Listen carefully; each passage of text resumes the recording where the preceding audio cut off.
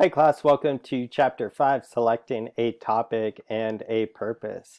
In this presentation, we'll cover 4 basic methods of brainstorming a topic, so things you can do to develop, identify a topic for a speech.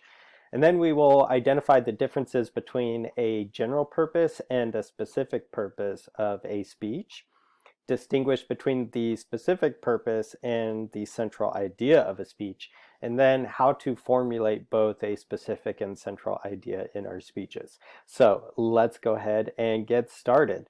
So choosing a topic. Typically, when you're considering a topic or a speech, usually the speech topics are determined by the following. First, the occasion. So what is the rhetorical situation or the context? Now, the rhetorical situation includes everything about that speech. So if you look at this graph on the right, you'll notice that the purpose is a combination of who the audience is, who the speaker is, and the message that they're wanting to give to the audience, and then also the context.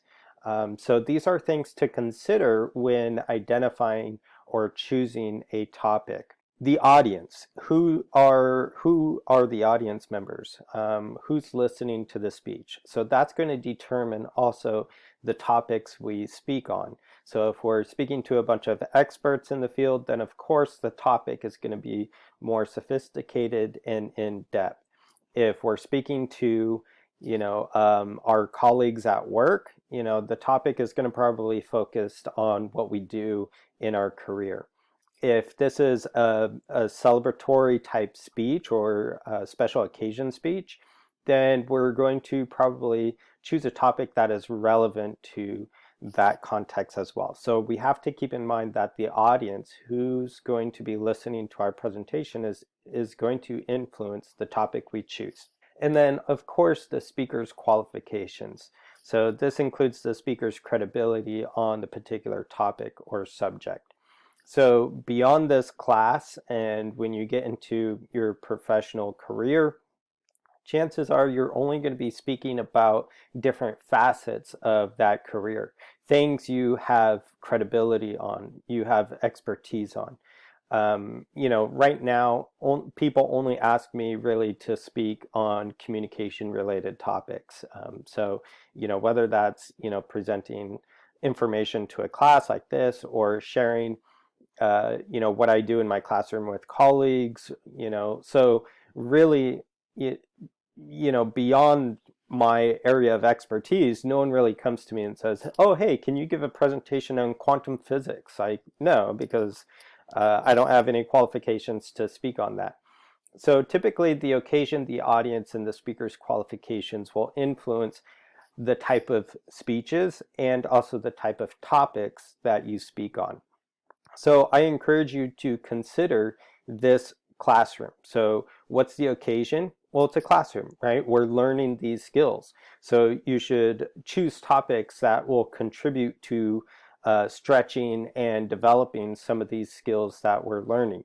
The audience, who's going to be listening to your speech? I'm going to be listening to your speech, your instructor, and then also your classmates, college educated individuals, so the topic should be sophisticated and complex to a certain extent. Like, we don't want to sit around and listen to, a 5-6 minute speech on how to tie your shoe. Like, we need to address the level of intellect and sophistication of the audience members. And then also the speaker's qualifications. Again, understanding that we're a diverse group of people in this class, you're bringing a ton of expertise within this classroom. This could be, experiences in your personal life. It could be experiences with what you do for work. Or it could be volunteer things or hobbies that you like to engage in, right? So think of those as your qualifications that you're bringing into this classroom. You're going to be the expert on that topic. So consider engaging in some self-reflection to think about what are some topics that I could share that are intellectually stimulating to the rest of us. So there are 2 broad ways we can go about choosing a topic. First of all, we could choose things that we know a lot about, topics that we are familiar with. So this could be maybe a topic in your major. So maybe you're working towards a nursing degree, or maybe you're working towards, business administration, so choose maybe your major as a source of topics. Or again, you could do personal experiences, you could do maybe hobbies, maybe it's your cultural heritage. It could be special expertise or skills. Maybe over the years you've developed a specific set of skills, like woodworking, or you know, uh, maybe you're an Instagram influencer. I don't know, right? So these are some things where you could focus on and choose topics that you know a lot of information about. I think it'll make the process a little bit more easier for you. But at the same time, we want to stretch our skills and develop our research skills as well. So maybe you might choose a topic that you're not familiar with. And this could be maybe another academic field of research. So communication studies is typically identified as a social science, or even so part of that social science is psychology, right? I've always been fascinated with psychology, even though that's not necessarily part of our academic discipline.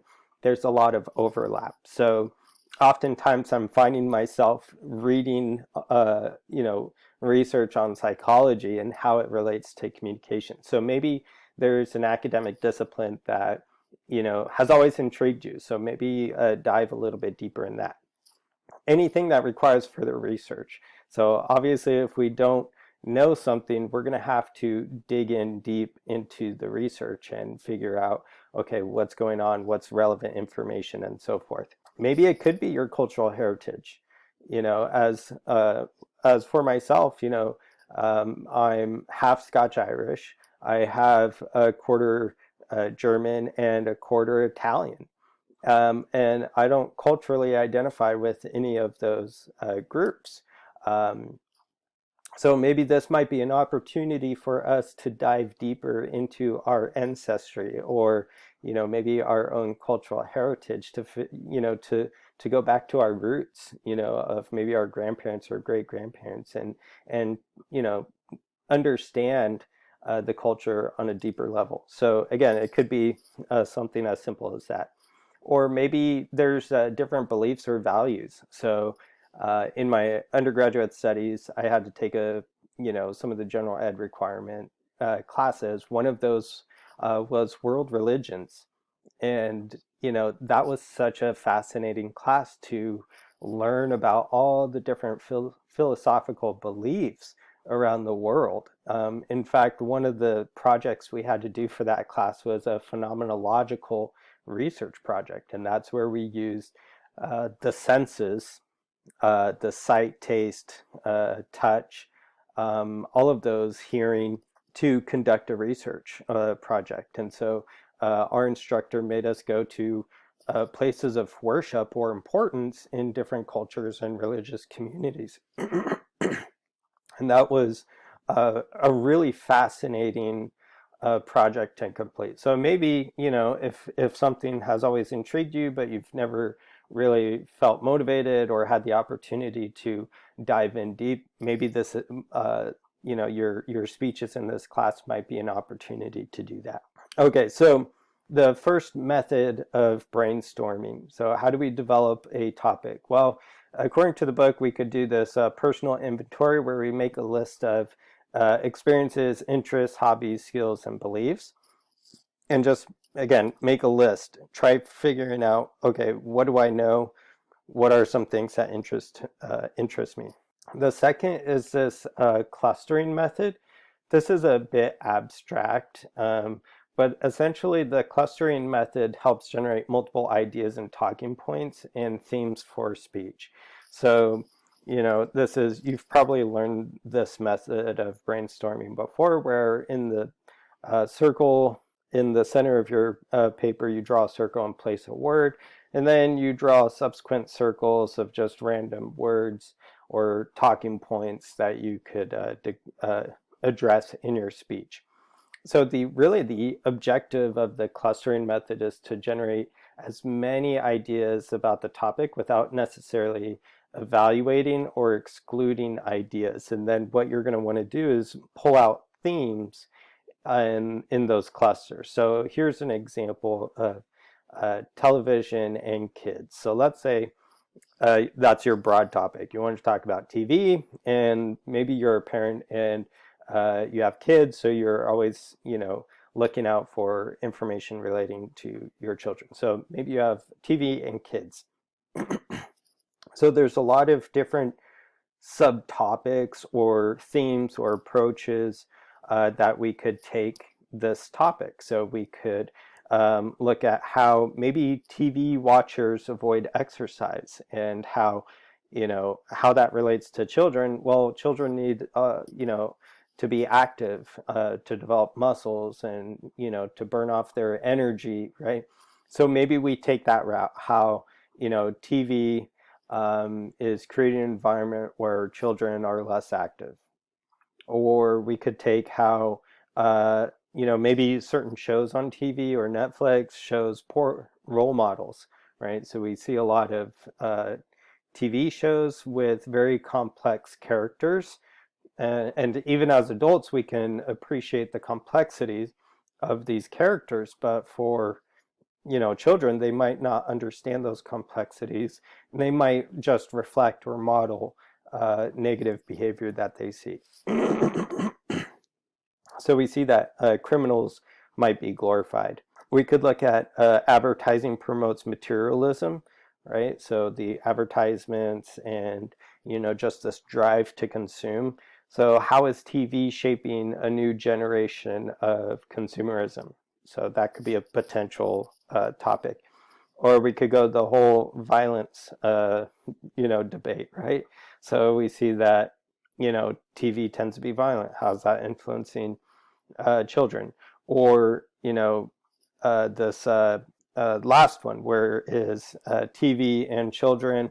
TV replaces social interaction. How is that influencing the social and emotional development of children? So this is just an example of clustering and how it might look. So possible clustering categories that we could speak on, or even, just categories for our speeches in general, would be people, places, things, events, processes, maybe concepts like theories or different ideas, natural phenomena, problems. The problems could be associated with a particular community or family, or maybe it could be societal problems or even global problems. Plans and policies, so if you're really interested in how we develop plans and implement policies within government or society, that might be another topic you could speak on. So the third brainstorming method is just to do a reference search. So when you're in doubt, start reading through the encyclopedia or periodical research articles or other search databases to start figuring out, potential topics. So on the left-hand side, we see, Harry Potter and his friends, they would always spend time in the library trying to figure out a topic or research a thing that's going to help them gather a new clue. Then on the bottom, we see Gandalf in Lord of the Rings, doing his homework, researching up on, history to figure out, this ring is super dangerous. Okay, brainstorming method number 4, internet search. Chances are we've all grown up with the internet. I don't really think, we need to spend too much time on this. But I wanted to bring your attention to Google Scholar. If you haven't used Google Scholar, I highly recommend that you start, oh, my GIF can't play. Start using Google Scholar. Google Scholar is like a search engine, but geared for academic sources. It's almost like your library search engine, but this will access academic type stuff. So book chapters, research articles, and that type of thing. So consider starting there with a few search engines. If you're speaking on a topic that is has some sort of professional organization, consider going to that organization's website and see what material or resources they offer. So, if you're talking about space or planetary stuff or whatever, like you could go straight to NASA. They have a lot of information, or maybe National Geographic or Science Today, or the uh, American Association of Psychology, right? Or any type of professional organization typically has some sort of research. So if you're talking towards a topic that does have that site, start there and start reading through. So here are some examples of people and places, and kind of how picking one topic and really diving in and trying to pull out themes can bring us to maybe a potential speech topic. So let's say we have people, George Clooney, Oprah. Well, what is it about Oprah that stands out? Well, she's an iconic television host. Then we could be like, well, what makes someone successful as a television host, right? And so then, we could look to that as a topic. Or the president. Okay, well, how did they get elected? Electoral college, right? Well, how does that work? So then it's like, great, I might develop a speech on a process on how the electoral college works. Or places, Italy. When you think of Italy, you think of traveling, food, wine, right? When I think of food, I think of pizza, and then, pineapple on pizza. I don't know. I'm too scared to tell you the answer, because I love pineapple on pizza. Okay, there it is. It's out in the open. I'm sorry if I offend you. Please don't drop the class. So maybe you might look at food trends, right? So how do food trends happen? Or if you go out to LA, there's always these like fusion places, right? So, a couple months ago, before, COVID happened, me and a buddy, we went and got Mexican sushi, right? And so there's two cultures that are fusing their cuisine. It was super delicious, right? So, again, you might consider, again, the progression of a word into different facets of that topic to develop a speech topic. Okay, so let's go ahead and jump into the general purpose. So when you've identified a particular topic, the next thing you want to do is figure out what's the general purpose of my speech. And so typically, we see that the general purpose is really falls within three categories. I know there's a list here, but the three categories are to inform, to persuade, or some sort of special occasion speech. That's typically the three categories. So you're either informing people about a topic, or you're trying to persuade them, or the speech falls under some sort of special circumstance. So, for the book says that, speeches include to introduce. So you're introducing someone to the audience, such as a keynote speaker. So the very first semester that I started teaching public speaking, I had one of my friends who is a clinical psychologist come into my class and speak about public speaking anxiety. So she was the keynote speaker of the day. And so before she spoke, I developed an introductory type speech where I introduced Jessica to the class. I, discussed her qualifications, some of her interests, and what she was going to be speaking about. So it was a very brief introduction. But again, that falls under that category of informing. I was informing the audience who our guest speaker was for that day. Or it could be to commemorate. So this could be either to inform or to persuade, but to usually commemorative type speeches are special occasion speech, like your graduation. A demonstration speech, to demonstrate a process. So this would be, again, an informative presentation. Or it could be persuasive if you're trying to argue that the demonstration you're using is the best, way to do something. To inform, this is essentially to convey information clearly, accurately, and interestingly. So the idea of an informative speech is to clearly articulate the message and to inform the audience about your topic.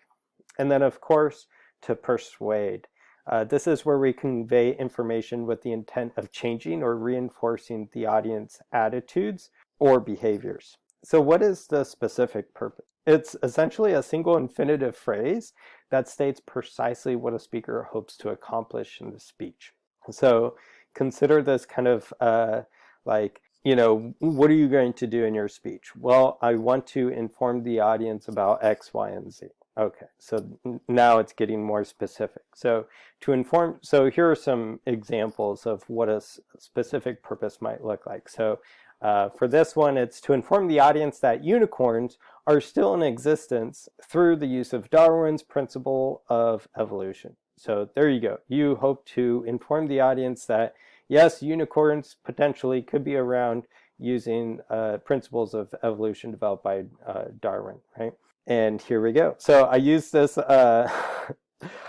argument with my nieces when they were little kids, and I convinced them that unicorns actually evolved into narwhals, and so they kind of looked at me like I was stupid. I thought it was fun.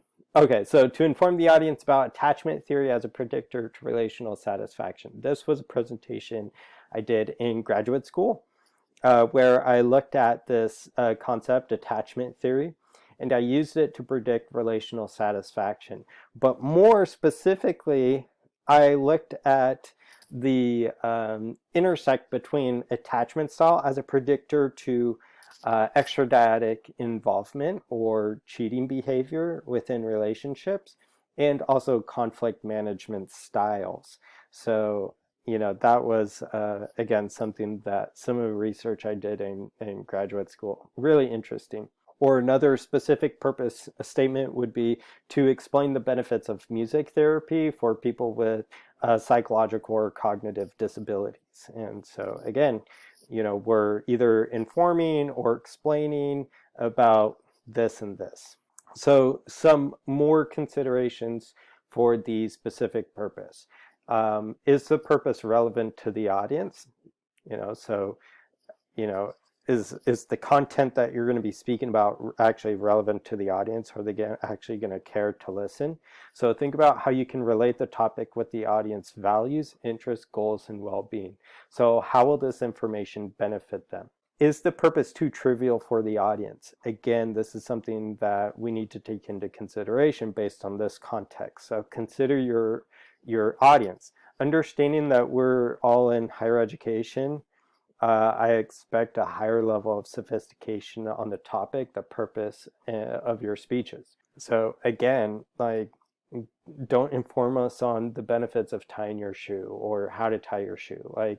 We should be talking about topics that are relevant to us, like what's the best way to study, or how can we manage our finances as college students, or plan for career, so some of the things that are relevant to us and our demographic and where we're at just intellectually. And then 3, is the purpose too technical for the audience? So we want to avoid the extremes, too trivial but then too technical that our audience just checks out. So avoid overly technical topics. If you're speaking on a complex topic, adapt content to match the audience level of understanding on the topic. So again, you can talk about economic reform to a bunch of 5th graders, but you would have to adapt your language and the message and to communicate in a way that a bunch of 5th graders could understand what economic reform looks like. So you would have to bring it down to their level, right? But you don't want to get too technical to where you're speaking over the audience because they're going to be like, wow, that was a great speech. I had no idea what they were talking about. So again, these are some things to take into consideration.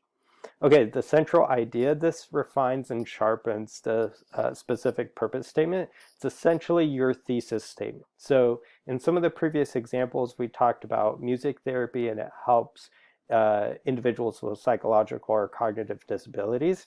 So this might be the central theme or idea in that whole speech. And this reads, music therapy developed as a formal mode of treatment during the 20th century that utilizes a number of methods and is explained by several theories that account for its success, right? So there you go, the central idea packaged in that statement. Here was the central idea of my presentation and research that I did in grad school on attachment theory. So attachment theory explains and predicts how early communication interactions with caregivers is associated with different conflict styles and extradyadic patterns of behavior. Boom, there we go. To a certain extent, we can use attachment theory to predict who's going to cheat on their partner. And in fact, last semester, I did another study where I collected data on attachment theory and social media addiction. And so I found that attachment-related anxiety, can predict social media addiction. It was a very weak correlation and prediction, so it wasn't anything revolutionary or groundbreaking, but it does add a little piece to the puzzle that yes, if we are experiencing attachment-related anxiety, we seek out a sense of connection through social media, and that could become addictive. Okay, so that was the central idea. So typically in class, I will have students break off into groups and just dive into brainstorming and developing a topic and, trying to figure out the major theme of that topic that they would eventually turn into a speech. So I invite you to do this at home. Choose a topic that you know about. Use one of the brainstorming methods to generate possible speaking points. And then next, determine what is going to be the general purpose and the specific purpose of that speech. So is it going to inform? Is it to introduce? Is it going to commemorate? Is it going to persuade? What's the general purpose of that speech? And then develop a more specific purpose. Like, what is it are you going to inform the audience about? What about the topic are you going to try persuading us? Like, what main things, like who are you going to introduce? Like, what event are you going to commemorate, or so forth? So typically this is what we do in class. You can do it again in the comforts of your own home. So to recap, we talked about brainstorming a topic by using the following methods: the personal inventory, clustering, reference, and internet search, and also how to identify the following: the general purpose, specific purpose, and central idea, or the thesis statement. So thank you so much. I invite you to start considering your speech topics for this class. The sooner you can start developing some ideas and researching a topic, the better off you'll be in the long term. So go ahead and get started. And of course, reach out to me if you have any questions, and we'll see you next time.